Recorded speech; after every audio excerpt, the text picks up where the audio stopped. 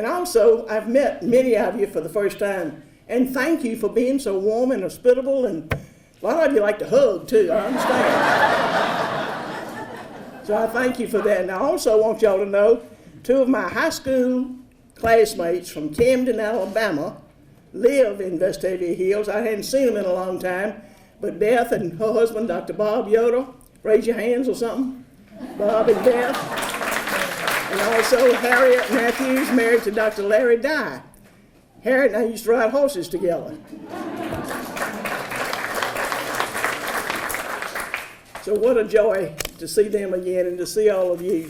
Without a doubt, Vestavia Hills thrives because of the outstanding leadership that you have. And Scotty McCollum, he wrote the book on how to be an effective mayor, much less president of UAB. And I have the privilege of having his counsel and his friendship of long standing, and I'm grateful. Love you, Scotty.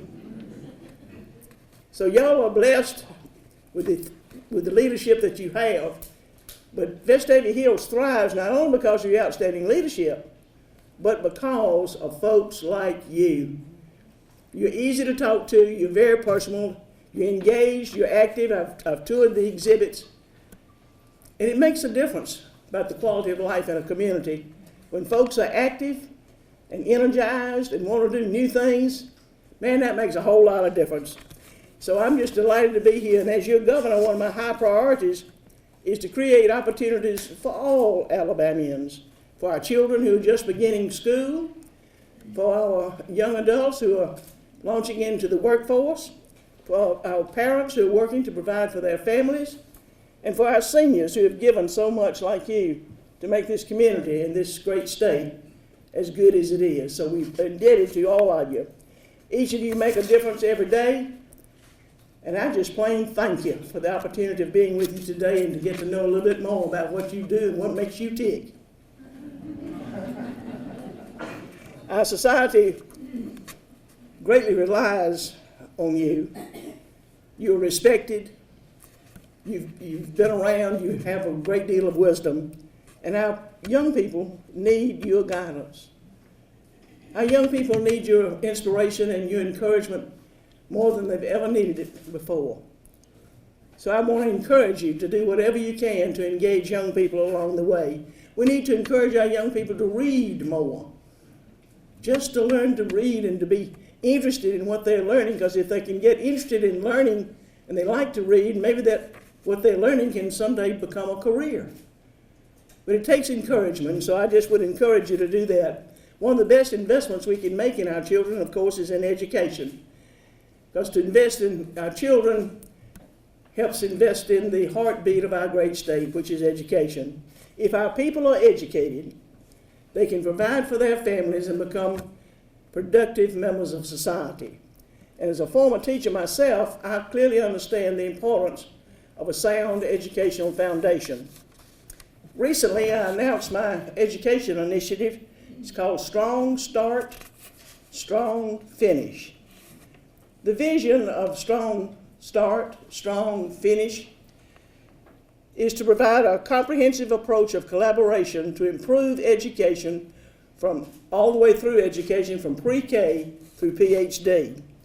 However, for so long, different aspects, particularly of our K through 12 education system, have operated alone, sometimes in silos, different segments. And what they do well, but they're not connected. Many times they are separated, divided, and just plumb disjointed. Under Strong Start, Strong Finish, we will combine our efforts, work collaboratively together, and bring all the stakeholders to the table. Strong Start, Strong Finish addresses the 3 core phases of an individual's learning journey: early childhood, pre-high school, and post-high school. Those 3 core phases are what we are focused on to work together collaboratively. All 3 are focused on improving and preparing a quality workforce, and all 3 of those will help us do a better job at educating all of our students. In the Strong Start, Strong Finish, first we must make sure that what is working in pre-K is taught and carried over, integrated into what's taught in kindergarten, first, second, and third grade.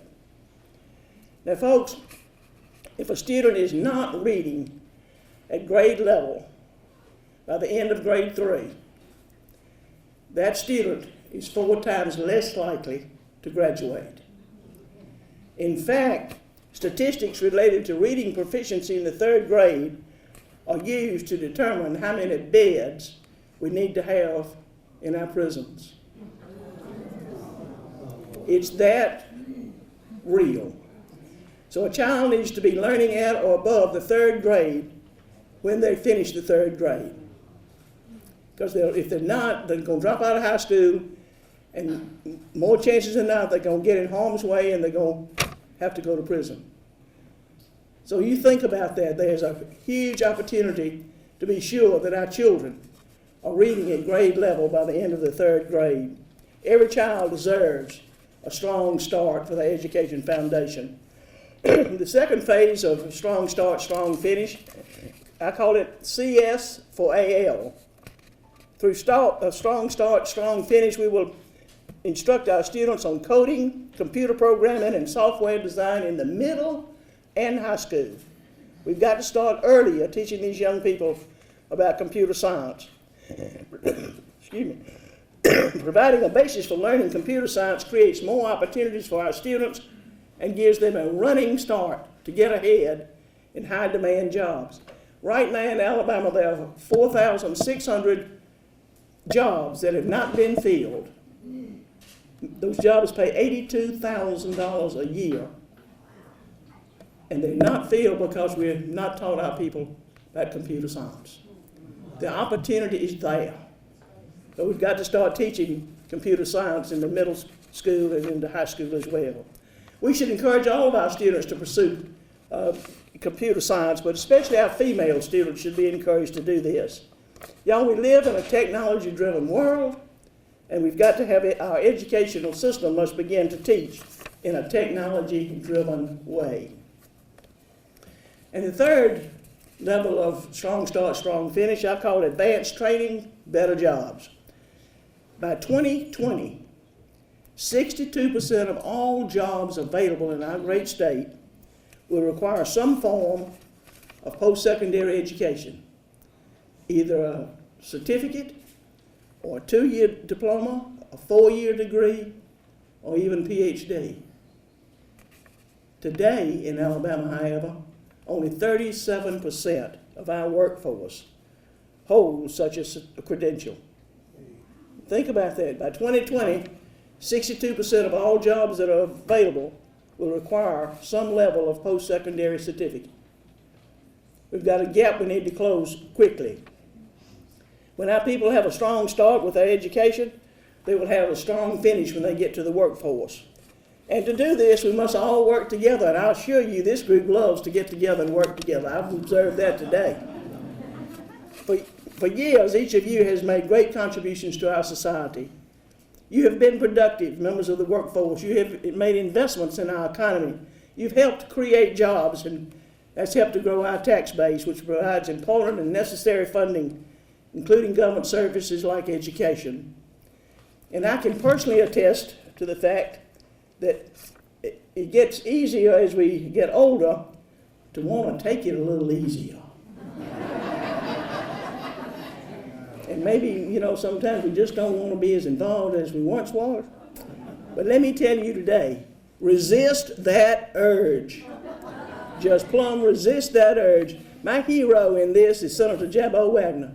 If I can grow and be like Jabbo Wagner, continuing to be engaged, active, a leader, innovative, I think I have arrived.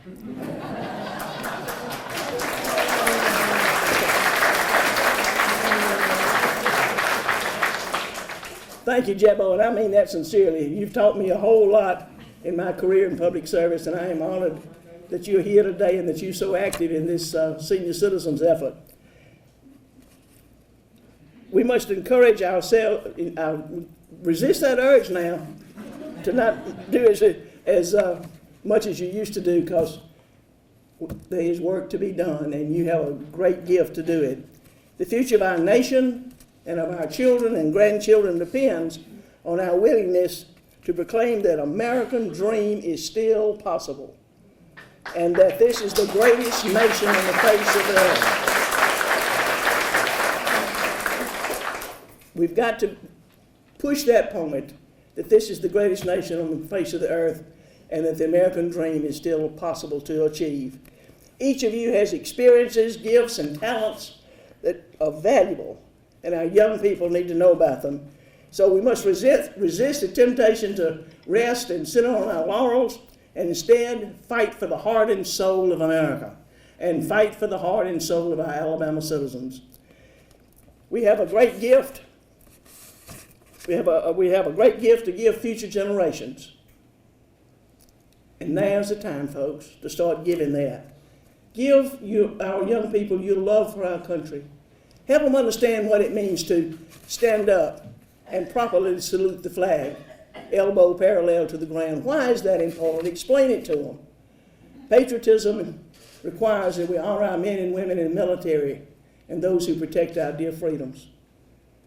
You've got so much to give our young people, and let's not fail them for lack of trying.